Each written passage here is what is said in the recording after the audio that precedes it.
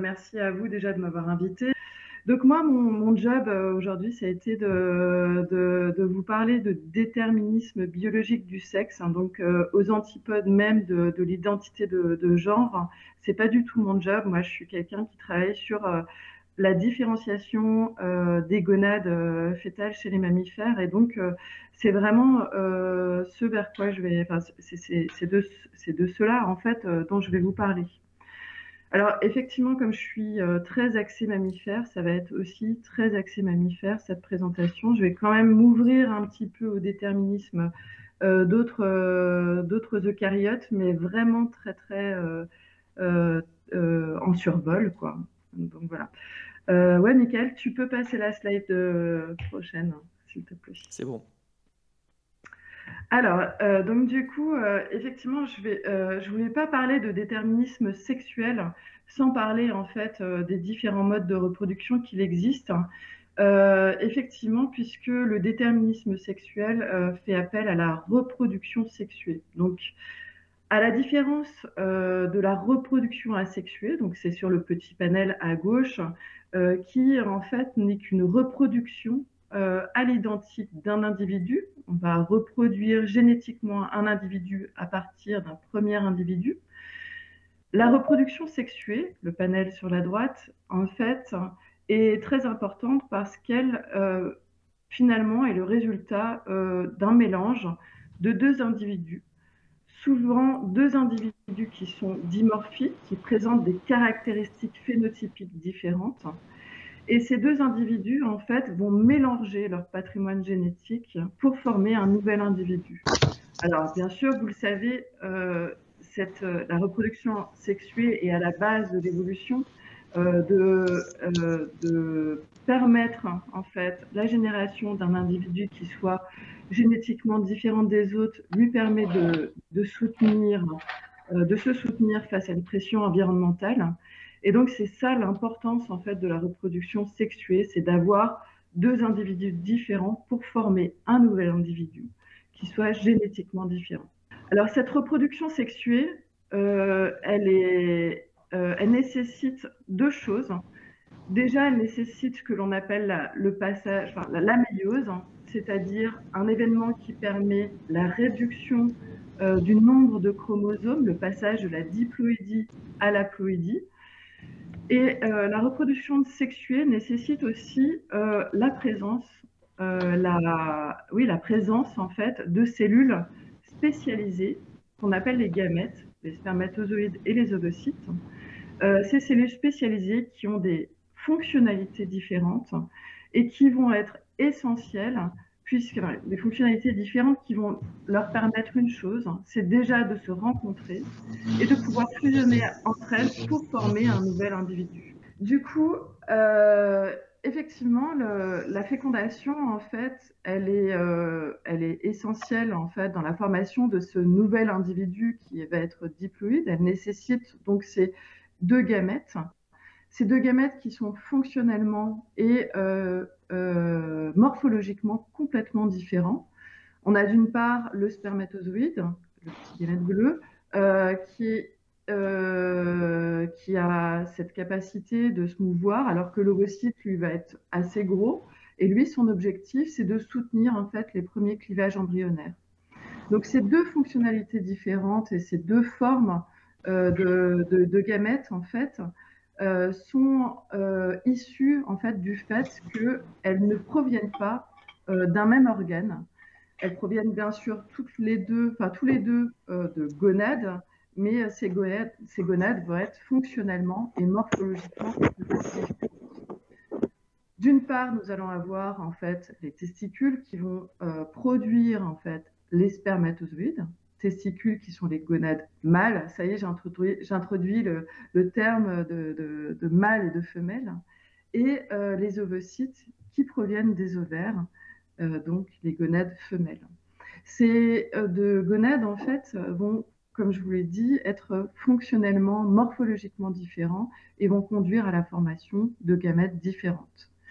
Et les individus en fait porteurs de ces gonades et porteurs de ces gamètes vont être eux-mêmes complètement différents. Est-ce que tu peux passer la slide suivante, s'il te plaît? C'est fait. Je pense. Ouais, super.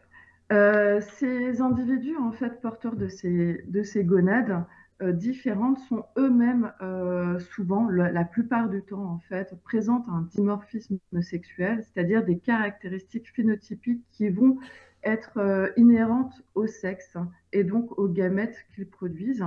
Alors, c'est là où on peut commencer à faire une distinction phénotypique, en fait, des individus mâles et des individus femelles. Mais outre ces caractéristiques morphologiques, en fait, les autres spécificités qui vont être en fait peut-être un comportement reproducteur différent, une régionalisation spatiale différente, va avoir quand même une finalité spécifique, c'est que ces individus mâles ou femelles vont avoir des sensibilités différentes face aux pressions environnementales et pourraient répondre différemment face à ces pressions. C'est peut-être l'origine finalement, enfin la finalité, si on doit parler de finalité, de la présence en fait de dimorphisme sexuel et la présence de ces deux gamètes à fonctions différentes, donc qui les distinguent entre les individus mâles et les individus femelles. Est-ce que tu peux passer la slide suivante, s'il te plaît? C'est fait. Ok. Donc du coup, petite définition de ce que c'est le sexe, et après je rentrerai un peu quand même dans le déterminisme, enfin dans le déterminisme sexuel, ce qui est quand même le cœur de la présentation. Donc du coup, effectivement, le sexe, qu'est-ce que c'est? C'est finalement tous les caractéristiques physiques et physiologiques qui permettent en fait de discriminer les individus mâles qui portent donc les spermatozoïdes et les individus femelles qui vont produire les ovocytes.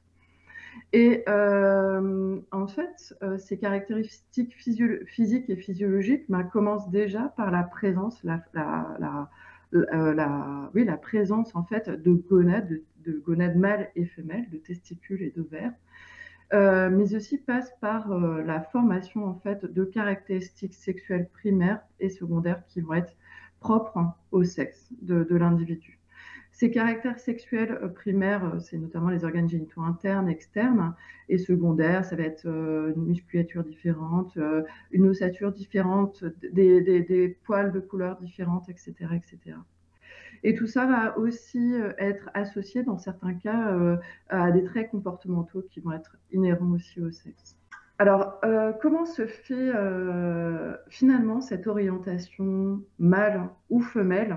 Ça passe d'abord, c'est le pivot essentiel en fait dans cette orientation mâle ou femelle, va passer par la différenciation, la formation l'orientation des gonades, soit vers la voie femelle et former ainsi un ovaire, soit vers la voie mâle et former ainsi un testicule. Il faut savoir que dans toutes les espèces, en fait, vous allez avoir au tout début, soit au tout début du développement, ou même pendant la vie adulte, en fait, une gonade qui va être capable, bipotentielle, puisqu'elle va être capable de s'orienter soit vers un ovaire, soit vers un testicule. On a même des individus qui vont développer ce que l'on appelle un ovotestis, avec une prédominance testiculaire ou ovarienne, suivant la pression environnementale.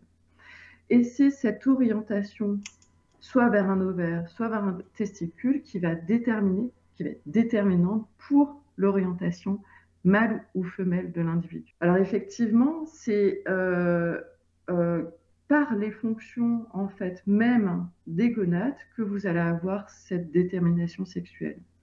En effet, les gonades, donc testicules ou ovaires, vont avoir deux grandes fonctions. La fonction première, ça va être de former des gamètes qui vont être spécifiques en fonction du sexe de l'individu, enfin de l'orientation, du déterminisme du sexe de l'individu, et former ainsi soit des ovocytes, soit des spermatozoïdes. Mais la deuxième fonction, ça va être de produire des hormones stéroïdes. Et donc, ces hormones stéroïdes, là encore, vont être en accord avec le déterminisme du sexe qui va être imposé par sur l'individu. Ainsi, dans l'ovaire, vous allez avoir une production majoritaire d'œstrogène et de progestérone.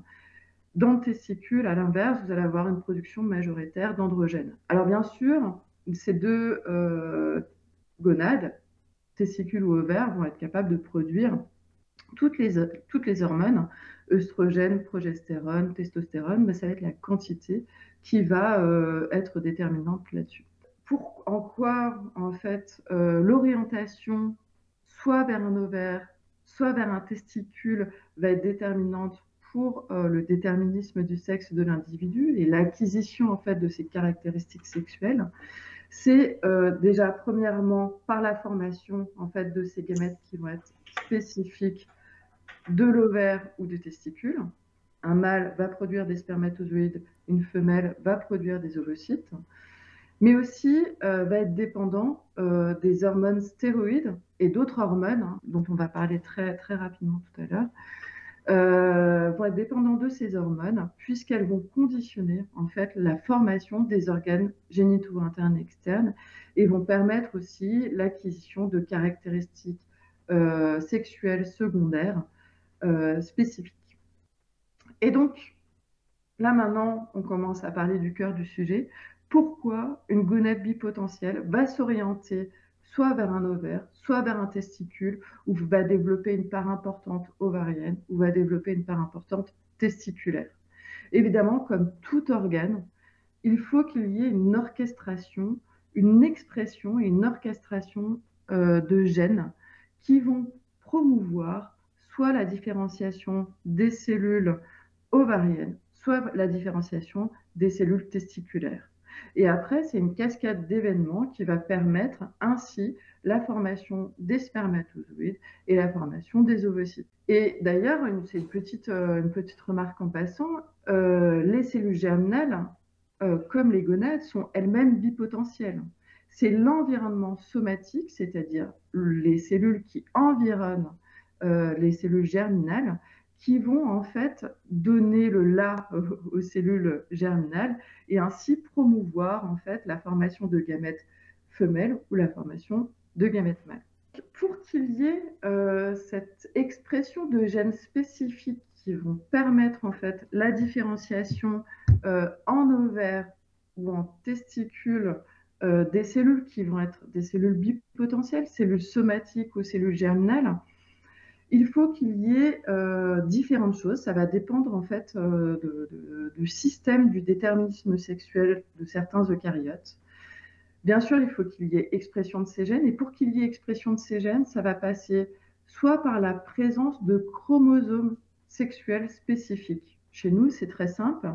Il y a des chromosomes spécifiques qui vont être spécifiques du mâle et spécifiques de la femelle et qui vont conditionner, et la présence va conditionner la formation de testicules ou d'ovaires. J'y reviendrai tout à l'heure.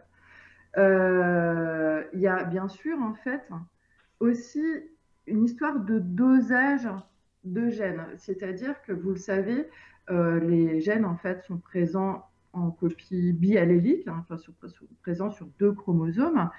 Et en fait, il existe des systèmes où finalement, il va n'y avoir soit que l'expression d'un seul allèle, soit carrément exclusion d'un chromosome pour permettre en fait une expression monoallélique de ces gènes. Et c'est finalement l'expression biallélique ou monoallélique qui va être responsable de l'orientation mâle ou femelle en fait de l'individu. Vous avez aussi une troisième condition qui est finalement la condition de la pression environnementale. C'est l'environnement, c'est-à-dire les conditions dans lesquelles se trouve l'individu ou même l'embryon en développement, qui va conditionner l'expression de ces gènes qui vont promouvoir soit la voie mâle, soit la voie femelle. Effectivement, là, c'est un petit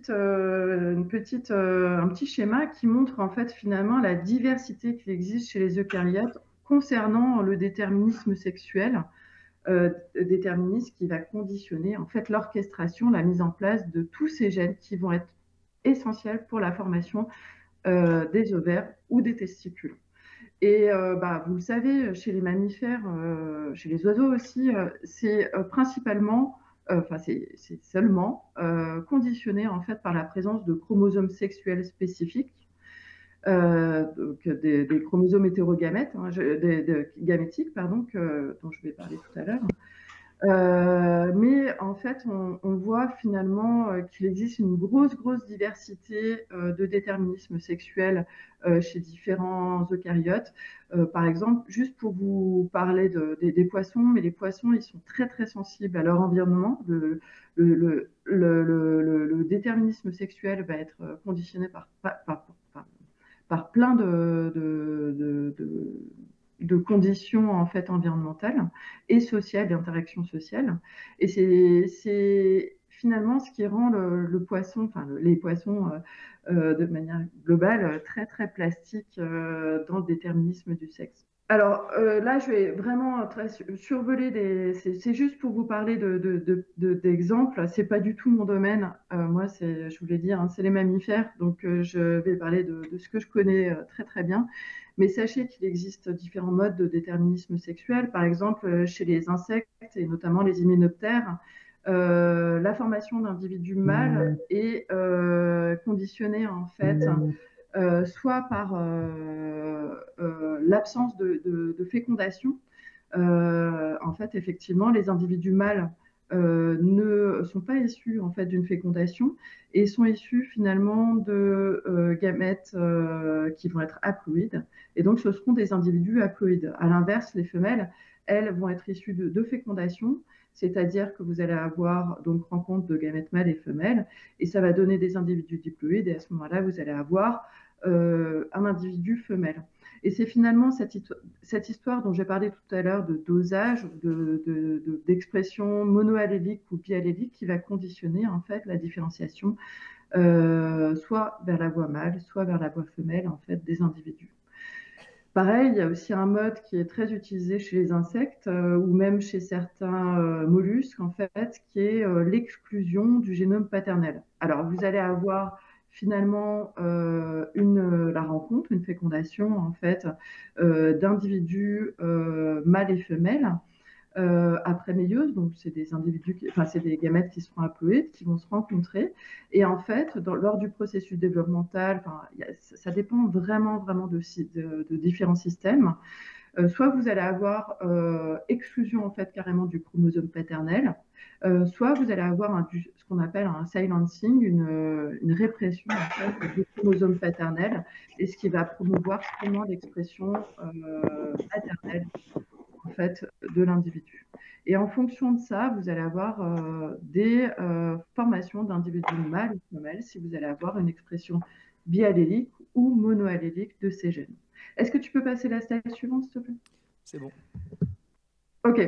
Là, je vais parler de choses dont on est plus à l'aise, hein, effectivement, qui est finalement la présence en fait de chromosomes hétérogamétiques qu'on connaît très bien chez les mammifères et on connaît notamment ça très bien chez nous puisque chez nous en fait il existe la présence de chromosomes dits sexuels, c'est-à-dire des chromosomes qui vont être différents en fonction qu'on soit, qui vont être différents et qui vont en fait conduire à la formation d'un individu mâle et d'un individu femelle. Alors chez nous, par exemple chez les hommes, chez les mammifères, en fait, vous allez avoir la présence d'un chromosome spécifique qui va être le chromosome Y, qui va être un tout petit chromosome. Et la présence en fait de ce chromosome, ce chromosome en fait est très particulier parce que sur ce chromosome, vous allez avoir tout un set de gènes qui va permettre l'expression en fait, tout un set de gènes hein, qui va être essentiel dans la formation du testicule. Et donc en absence de ce set de gènes, vous n'allez pas pouvoir avoir de différenciation mâle et donc de formation de testicules et qui va induire toute une cascade d'événements conduisant à la formation d'un individu mâle. Chez les sauropsidés, chez les oiseaux, chez les reptiles, vous allez avoir, alors les reptiles c'est un petit peu particulier parce que vous avez plein de systèmes de déterminisme sexuel, mais je vais inclure certains reptiles. Vous avez aussi des chromosomes sexuels, mais là à l'inverse, c'est des chromosomes en fait qui vont être spécifiques de l'individu femelle. Et là, c'est pas un chromosome Y que vous allez avoir, c'est un chromosome dit W, sur lequel, en fait, vous allez avoir des sets de gènes qui vont conditionner l'orientation ovarienne, en fait, de la gonade. Et c'est la présence, en fait, de ce chromosome qui va conditionner la différenciation femelle de la gonade. Alors, ces chromosomes hétérogamétiques aussi, alors c'est une petite particularité, c'est suivant certains reptiles, en fait, c'est encore une histoire de dosage, vont aussi induire en fait une expression mono ou biallélique de gènes qui vont être spécifiquement mâles. C'est ce que j'ai représenté sur la droite. Vous voyez dans certains cas la présence d'un chromosome qui va être différent chez la femelle en ZW, en fait, fait que vous allez avoir des gènes qui vont être présents sur le Z de manière monoallélique si vous avez un individu qui est chromosomiquement ZW. À l'inverse, hein, sur les individus qui présentent deux chromosomes identiques, à ce moment-là, vous allez avoir des sets de gènes qui vont pouvoir être exprimés de manière biallélique. Et en fait, ces gènes, ils ont la particularité de, lorsqu'ils sont exprimés plus fortement, puisqu'ils sont exprimés de manière biallélique, vont avoir la particularité de conditionner l'orientation de la gonade en testicule, et donc vont induire cette différenciation mâle. Tu peux passer la slide suivante, s'il te plaît? C'est bon. Ok, le dernier mode en fait de déterminisme sexuel, qui est un mode qui est super intéressant parce que ça montre la plasticité du déterminisme sexuel et puis ça nous sort aussi un petit peu de la convention qu'on rencontre en fait chez les mammifères, qui est finalement le conditionnement en fait du déterminisme sexuel et nous montre que ce conditionnement, pardon, n'est pas plastique et peut être très bien en fait influencé par l'environnement. Alors, quand je parle de plasticité, c'est plus ou moins vrai, ça dépend des espèces, mais prenons par exemple l'espèce de cyclidés. C'est les petits poissons que vous voyez jaune et bleu sur la gauche. Ces cyclidés, vous le savez sûrement en fait, leur orientation mâle ou femelle va être conditionnée par l'état, par les interactions sociales et plus exactement par l'état de stress, de dominance en fait du poisson dans son environnement social. Et en fait, il faut savoir que le stress, hein, je vous parle du stress parce que c'est quelque chose qui est souvent rencontré chez les poissons. Quand je parle de stress, je parle de dominance, de pression de dominance. Les individus en fait, qui vont avoir une pression de dominance forte vont être moins stressés que les individus forcément sous cette dominance. Et en fait, la présence d'hormones de stress, notamment du cortisol, va conditionner en fait l'expression, ou vont permettre la répression en fait de gènes qui vont induire la formation de testicules. Cette plasticité, elle est assez marrante parce que elle peut s'élargir à plein de choses. Il y a des individus qui vont être sensibles à plein de choses dans leur environnement. Alors, je vous parle d'interaction sociale, notamment de la formation, enfin, cette hormone qui est le cortisol, qui va induire la production d'hormones stéroïdes mâles ou femelles. Il faut que j'arrête de dire mâle ou femelle, mais d'œstrogène, de progestérone. Donc, vous avez ce stress, mais vous avez aussi d'autres systèmes en fait qui vont conditionner l'orientation mâle ou femelle, telles que la photopériode, le pH, ou même les conditions de salinité de l'individu. Et ça va conditionner l'expression en fait de gènes qui vont être importants dans la différenciation, soit en testicule, soit en ovaire, et donc permettre cette cascade de différenciation, soit vers la voie mâle, soit vers la voie femelle. Alors, je vous montre, sur la droite, c'est quelque chose que vous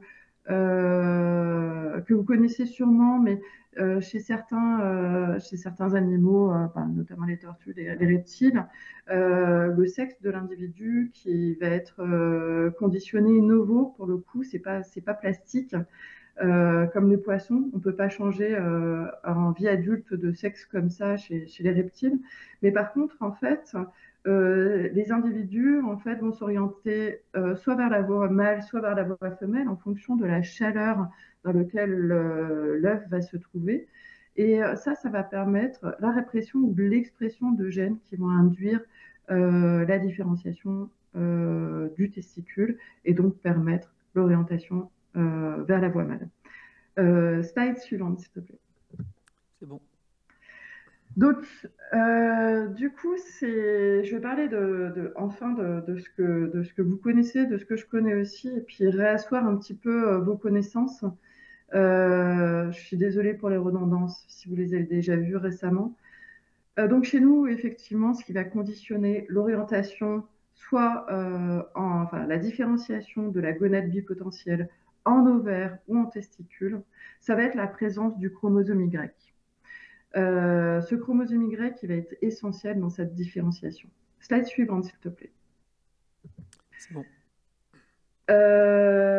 Pourquoi? Alors, pour que vous puissiez comprendre, il faut quand même que j'explique un petit peu ce qui se passe au cours du développement chez les mammifères. Alors, chez les mammifères, on commence avec une gonade, un blastème, on va dire un blastème indifférencié. Cette gonade, elle est bipotentielle. Elle a la capacité de se former soit en testicule, soit en ovaire.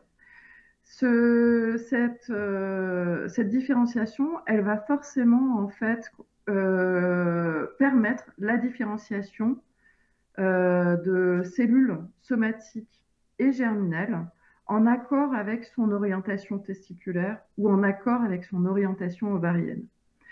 Dans le testicule, par exemple, vous allez avoir des structures fonctionnelles qui vont permettre la formation des spermatozoïdes et permettre le soutien de ce que l'on appelle la spermatogénèse. Le soutien de la spermatogénèse, en fait, il est dépendant de la présence d'une structure qu'on appelle la structure en tube séminifère, qui est la structure fonctionnelle qui permet le support de la spermatogénèse. Sur la photo que vous avez en fait juste au-dessus, c'est une coloration histologique de gonades fétales, enfin de testicules fétaux, où vous allez avoir des structures rondes qui sont en fait ce que l'on appelle les cordons séminifères. Et cette structure ronde en fait contient des cellules somatiques et germinales qui vont avoir des fonctions très très particulières et en accord avec l'orientation testiculaire de la gonade. Alors juste une introduction très brève des différents types somatiques que vous allez avoir dans le testicule. Vous allez avoir en fait des cellules de Sertoli qui sont là pour soutenir la spermatogénèse, qui sont à l'intérieur du cordon et qui vont permettre en fait de soutenir cette spermatogénèse. Vous avez aussi d'autres types de cellules. Je ne vais pas rentrer dans le détail, je vais parler simplement des cellules de Leydig. Les cellules de Leydig, elles se trouvent entre les cordons et leur fonction principale, c'est de produire des hormones stéroïdes et notamment les hormones qui vont être importantes dans le déterminisme mâle de l'individu. Concernant l'ovaire, l'ovaire est moins structuré au niveau de la forme. Il n'y a pas cette structure en cordon que vous avez dans le testicule. Par contre, vous allez avoir bien sûr des cellules somatiques et des cellules germinales. Ces cellules somatiques, elles vont avoir un rôle de soutien de la folliculogénèse et permettre ainsi à l'ovocyte de se différencier et de lui permettre de pouvoir être ovulé puis fécondé. Donc ça, c'est le rôle en fait de ces cellules somatiques. Et ces cellules somatiques, en fait, elles vont aussi avoir un deuxième rôle qui est bien sûr de produire des hormones. Et la production d'hormones va être essentielle, là encore, dans ce déterminisme sexuel. Est-ce que tu peux passer les slides? Je te dirais de passer parce qu'il y a beaucoup de slides en fait qui sont un peu redondantes et je vais essayer d'aller un peu vite. Donc, je te dirais simplement de passer. Je considérais que tu vas passer les slides comme ça. Donc du coup, en fait, la gonade, donc là on est sur la gonade bipotentielle. En fait, la gonade bipotentielle, elle est identique chez l'individu XY et l'individu XX au tout début du développement. C'est les petites bandelettes que vous voyez sur l'embryon au milieu, en fait. Et c'est dans cette gonade-là que tout va se passer et qu'il va y avoir une différenciation mâle ou femelle, une orientation mâle ou femelle, en fait, de l'individu. Alors, chez le mâle, slide suivante, s'il te plaît. Ce qui va se passer, c'est qu'il va y avoir en fait des étapes de différenciation. Slide suivante. Et là, tu vois les ronds bleus qui vont permettre en fait la formation des cordons testiculaires. Donc, il va y avoir des migrations cellulaires et des différenciations cellulaires qui vont permettre cette formation en cordon.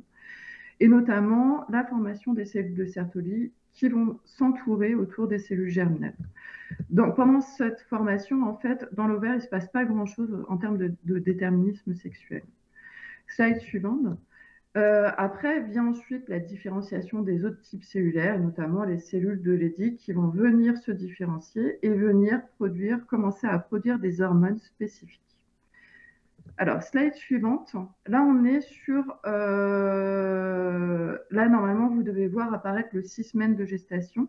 Oui. Ce 6 semaines de gestation chez l'homme, en fait, correspond en fait à la date, au stade de développement où vous commencez à avoir en fait les premiers cordons séminifères chez l'individu mâle, enfin chez l'homme.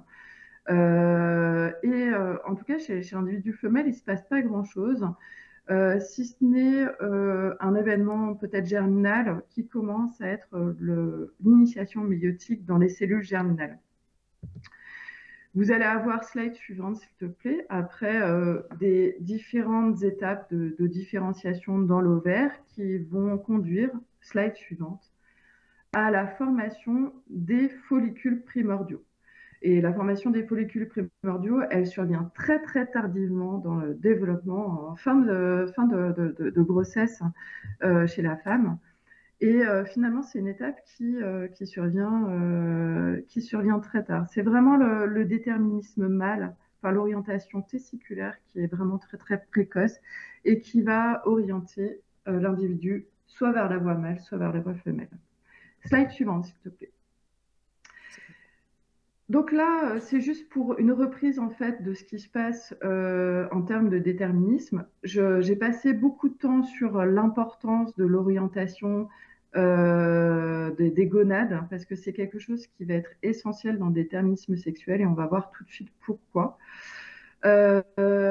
Puisque c'est la présence en fait du chromosome Y qui va conditionner, qui est le chromosome porteur de gènes spécifiquement testiculaires. Enfin, c'est très vulgarisé ce que je dis, qui va conditionner en fait la différenciation en testicules. Et c'est en absence de ce chromosome Y que vous allez avoir par défaut, alors j'aime pas utiliser ce terme, mais par défaut, une différenciation ovarienne. Ainsi, c'est la présence du chromosome Y qui, en permettant la différenciation en testicules, va permettre l'orientation mâle de l'individu. Et c'est l'absence du chromosome Y qui va permettre la différenciation femelle, enfin la différenciation ovarienne de la gonade, et donc permettre la différenciation femelle. Est-ce que tu peux passer la slide suivante, s'il te plaît? C'est bon.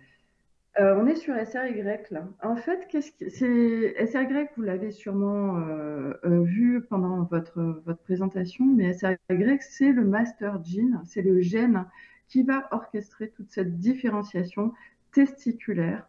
Et c'est ce qui fait que la présence du chromosome Y va être essentielle dans la différenciation testiculaire de la gonade. Ce gène SRY, comme son nom l'indique, c'est un gène qui est présent sur le chromosome Y. C'est un facteur de transcription et c'est la présence et l'expression de ce facteur de transcription qui va permettre l'expression de tout un set de gènes qui va être essentiel pour la différenciation testiculaire. En absence de chromosome Y et donc par extension en absence de gène SRY, vous allez avoir des individus qui vont être phénotypiquement femelles. À l'inverse, en présence anormale de ce chromosome Y, notamment dans le cas de syndrome de Klinefelter, où vous allez avoir deux chromosomes X et un chromosome Y, vous allez avoir un développement mâle du phénotype puisque vous allez avoir présence de ce chromosome Y. Est-ce que tu peux passer la slide suivante, s'il te plaît? C'est bon. Et en fait, c'est l'expression de ce gène SRY qui est une expression très très courte dans le temps. Il faut savoir que c'est quelques heures chez la souris. Je parle de la souris parce que c'est un modèle que je connais très bien. Chez l'homme aussi, quelques jours. C'est son expression qui va être transitoire, qui va conditionner la mise en place de toute cette orchestration de sets qui vont être essentiels pour la différenciation testiculaire de la gonade. Je vous ai représenté sur la gauche des fenêtres d'expression de SRY entre les conditions mâles et femelles. Je ne vais pas rentrer trop dans le détail parce que je suis déjà en retard. Mais sur la droite, c'est juste pour vous montrer en fait ce qu'il se passe au niveau de la boucle, enfin de la cascade d'expression génique qui va promouvoir cette différenciation mâle. Alors, dans un premier temps, vous allez avoir SRY qui va être exprimé très rapidement, en fait, hein, par les cellules de Sertoli, qui sont ces cellules somatiques qui vont entourer les cellules germinales plus tard dans le développement. Et SRY, en fait, en association avec d'autres gènes, va permettre l'expression d'un autre gène qui s'appelle le gène SOX9. Ce gène SOX9, lui, son rôle, ça va être, lorsqu'il va être exprimé, c'est de promouvoir, de s'auto-amplifier, de promouvoir sa propre expression, son expression dans d'autres cellules de Sertoli aussi alentour, grâce à l'expression notamment de facteurs paracrines. Ce sont des facteurs qui vont être sécrétés à courte distance et qui va permettre le recrutement de cellules qui vont à ce moment-là pouvoir se différencier en cellules de Sertoli et réexprimer SOX9 et ainsi conduire à la cascade de différenciation testiculaire. Slide suivante, s'il te plaît. Et donc, juste pour la cascade d'événements au niveau de la gonade, en fait, vous allez avoir expression de SRY dans certaines cellules de Sertoli, c'est les petites cellules rouges que vous avez au-dessus. Expression de SOX9 dans ces mêmes cellules. À ce moment-là, vous allez avoir l'expression de ces facteurs paracrines sous la descendance de l'expression de SOX9 qui vont venir recruter encore plus de cellules. Et ces cellules vont, à ce moment-là, exprimer SOX9, puis exprimer des marqueurs de cellules, enfin, des gènes testiculaires. Et tout ça va conduire à la formation in fine de ce que l'on appelle les cordons testiculaires, qui sont ces structures qui soutiennent la spermatogénèse et la différenciation mâle des cellules germinales. Slide suivante, s'il te plaît.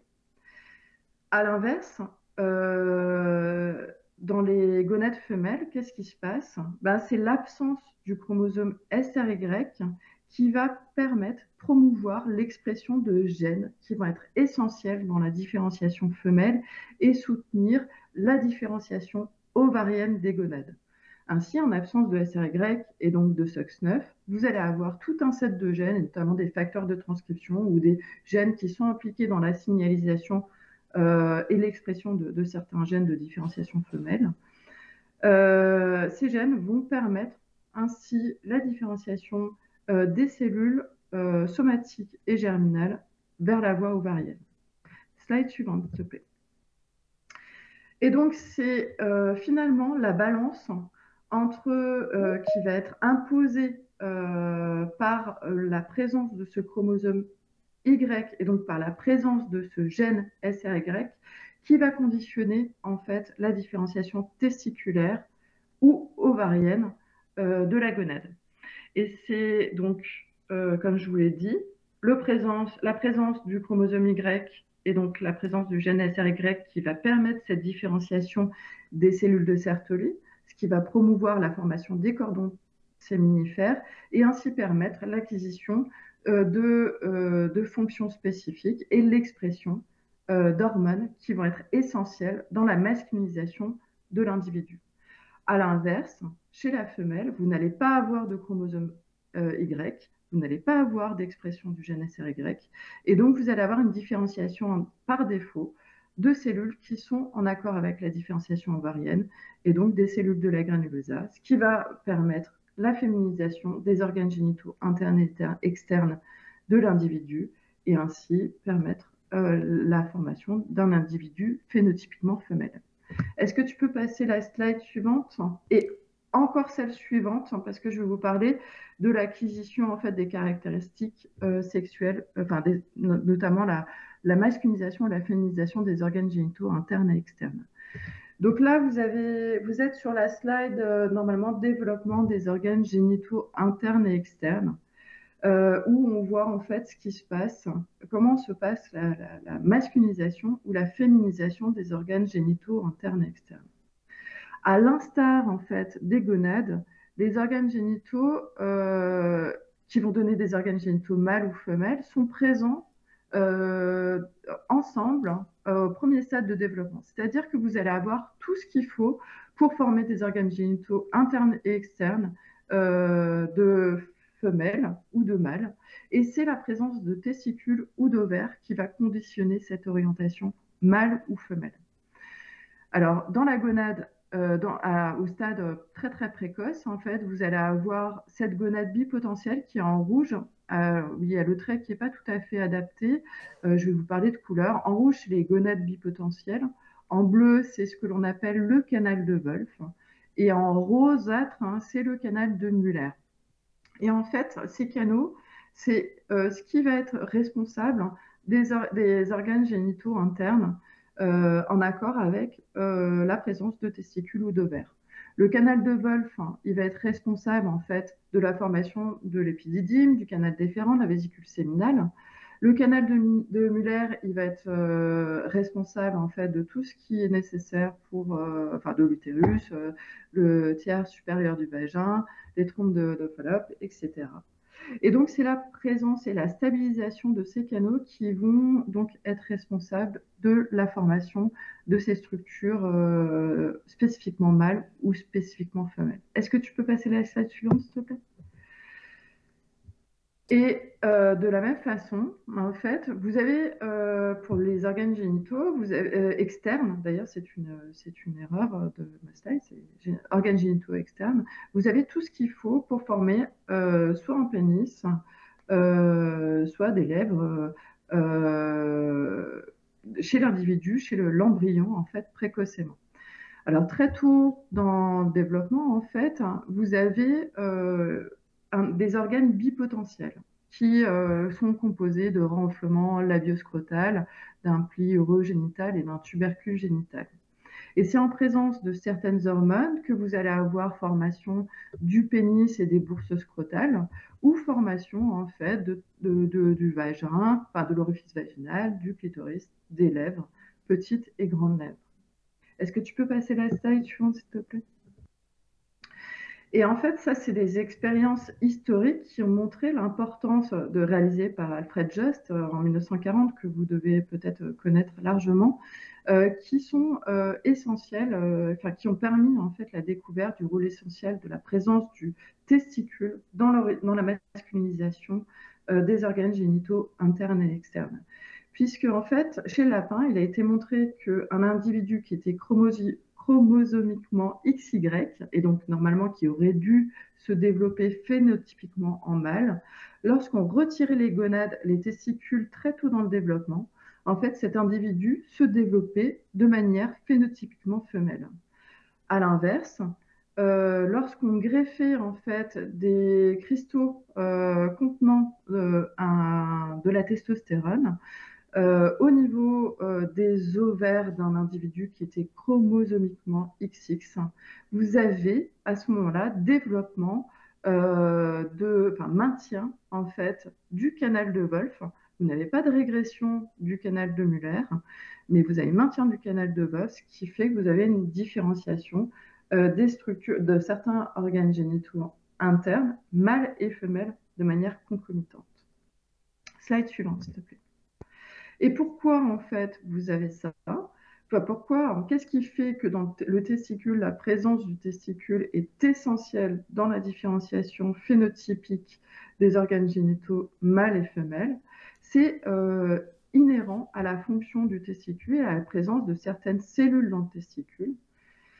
D'une part, en fait, dans le testicule, vous allez avoir les cellules de Sertoli dont j'ai parlé tout à l'heure, qui sont très importantes dans la formation même du testicule, mais elles sont aussi importantes pour une chose, c'est qu'elles expriment une hormone qui s'appelle l'hormone antimullérienne, ou AMH en anglais, anti-Mullerian hormone, qui va être essentielle en fait dans la régression du canal de Muller. Comme son nom l'indique, c'est une hormone antimullérienne. La présence et la sécrétion de cette hormone par les cellules de Sertoli va induire la régression du canal de Muller. Pour permettre la stabilisation du canal de Wolff et ainsi permettre la masculinisation des organes génitaux internes des organes génitaux internes, il faut qu'il y ait d'autres hormones.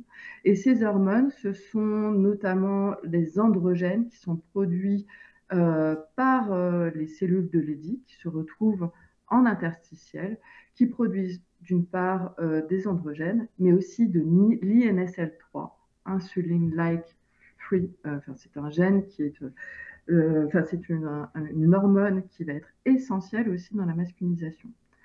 Je vais commencer par la testostérone. La testostérone, elle, ce qu'elle va faire dans un premier temps, c'est de promouvoir la stabilisation du canal de Wolff.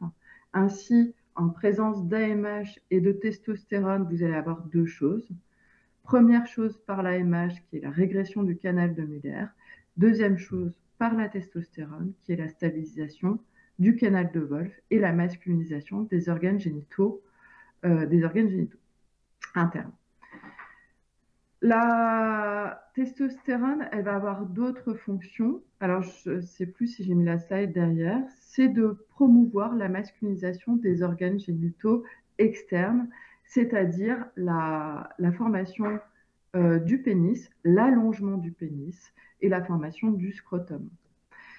L'INSL3, quant à elle, va permettre en fait la descente des testicules proche des bourses scrotales. Et ça, c'est très important dans certaines pathologies de la reproduction et notamment des pathologies de la reproduction chez l'homme. Slide suivante, s'il te plaît. Donc, en absence d'AMH, en absence d'androgène et d'INSL3, donc en absence de testicules, vous allez avoir un développement femelle et une différenciation phénotypiquement femelle de l'individu. Slide suivante, s'il te plaît. Il existe bien sûr différentes pathologies de ce déterminisme qui vont conduire en fait à la formation d'individus phénotypiquement d'un sexe phénotypiquement différent qui ne soit pas en accord avec la présence du chromosome ou l'absence du chromosome Y, qui est simplement en fait lié soit à des problèmes chromosomiques, soit finalement à des mutations de gènes qui vont être essentielles dans la cascade de différenciation ovarienne ou testiculaire. Et donc, il y a plein de pathologies en fait qui sont reconnues. Enfin, il existe pas mal de pathologies reconnues en fait où vous allez avoir un développement phénotypique partiel voire total qui ne soit pas en accord avec le contenu chromosomique initial et qui est dépendant en fait de mutations de gènes qui sont très importantes dans le déterminisme sexuel. Slide suivante. Et là, je vais sûrement m'arrêter là parce que je vais continuer, mais je vais m'arrêter dans pas très très longtemps, malheureusement, parce que sinon je vais dépasser le temps et je ne veux pas vous faire dépasser trop longtemps. Il existe aussi une pression environnementale dans ce déterminisme sexuel. Alors, je vous ai dit, les espèces aquatiques, et notamment les espèces de poissons, sont très sensibles à leur environnement déjà de base et ils sont très plastiques. Ils peuvent changer de sexe relativement facilement, ça dépend des espèces bien sûr, mais ils peuvent changer de sexe soit par une imprégnation au cours du développement, soit pendant la vie de l'individu.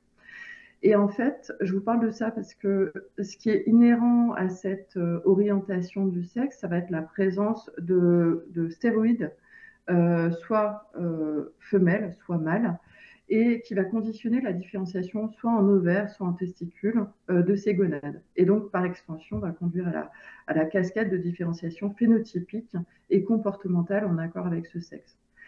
Et je vous parle de ça parce que ça a révélé en fait l'importance de pollution environnementale qui pouvait en fait conditionner et orienter les individus soit vers la voie femelle, soit vers la voie mâle. Est-ce que tu peux passer la slide suivante, s'il te plaît?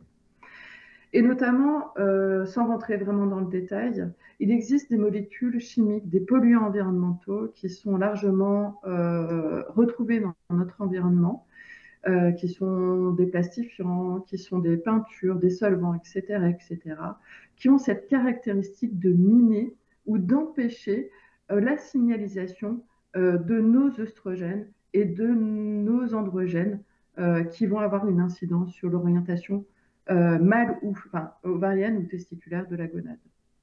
Est-ce que tu peux passer la slide suivante, s'il te plaît?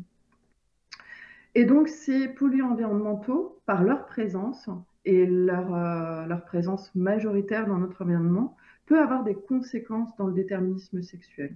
C'est vrai pour les espèces aquatiques et ça a révélé en fait l'importance de ces polluants sur la reproduction, mais c'est aussi vrai à moindre mesure dans l'espèce humaine ou chez les mammifères. Alors, je vais passer une première slide, puis une deuxième slide. Et là, je suis sur la slide des mammifères. C'est juste pour vous montrer en fait que chez les mammifères, à la différence des espèces aquatiques qui sont très plastiques, chez les mammifères, en fait, comme le déterminisme sexuel se fait très tôt au cours du développement, il n'existe pas de cas de réversion complète du sexe lié à notre environnement.